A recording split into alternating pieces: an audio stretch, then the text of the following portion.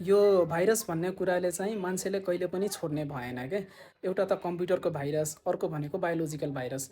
पहिलाको टाइममा चाहिँ कोरोना भाइरसले त्यत्रो ठुलो पेन्डेमिक गर्यो, होइन? अहिलेको चाहिँ टाइममा थ्रेट भनेको इबोला भाइरस हो।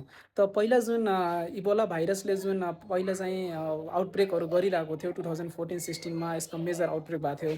त्यति बेला चाहिँ यसको एउटा स्ट्रेन थियो, त्यो स्ट्रेन चाहिँ अहिले छैन क्या। अहिले चाहिँ नयाँ स्ट्रेन हो। अहिले चाहिँ बुन्डी-बुग्गे भन्ने स्ट्रेन भन्ने हो, होइन? पहिला चाहिँ जैरी भन्ने स्ट्रेन थियो र त्यसको अगेन्स्टमा चाहिँ एन्टिभाइरलहरू बनिसकेको थियो र त्यो भ्याक्सिन पनि छ त्यसको अगेन्स्टमा। तर अहिलेको जुन स्ट्रेन छ त्यो भनेको एकदमै नयाँ स्ट्रेन हो र त्यो स्ट्रेनको अगेन्स्टमा चाहिँ भ्याक्सिन पनि छैन र एन्टिभाइरल्सहरू पनि छैन।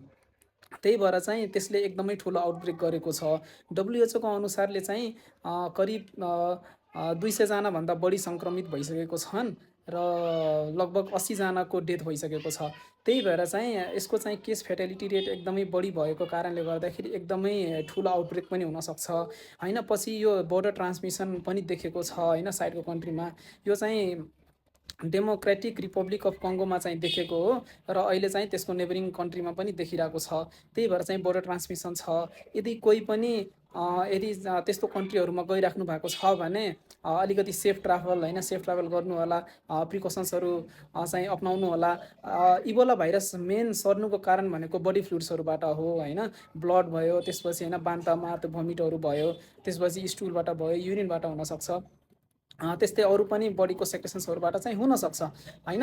अब यो कुराहरूबाट चाहिँ हामीले चाहिँ आफूले प्रिभेन्ट गर्नुपर्छ। कोरोना भाइरस जस्तो चाहिँ एयरबोर्न इन्फेक्सन चाहिँ होइन, होइन? तर एटलिस्ट यसको केस फेटालिटी रेट एकदमै बढी भएको हुनाले गर्दाखेरि सचेत चाहिँ हुनैपर्छ।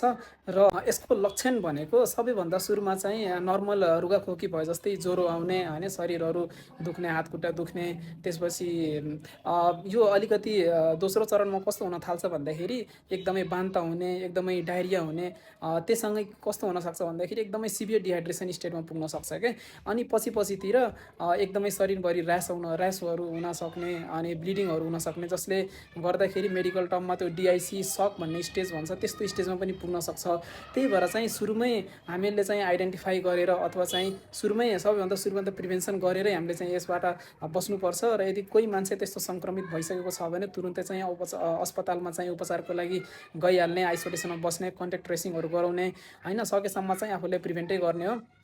र अर्को भनेको भ्याक्सिन नबन्नुको कारणले गर्दाखेरि एकदमै डेन्जर हो। त्यही भएर सकेसम्म सबैजना आफूले प्रिभेन्सन गर्नु नै मेन उद्देश्य राख्नुपर्छ र बोर्डर एरियाहरू चाहिँ सकेसम्म चाहिँ अलिकति टाइट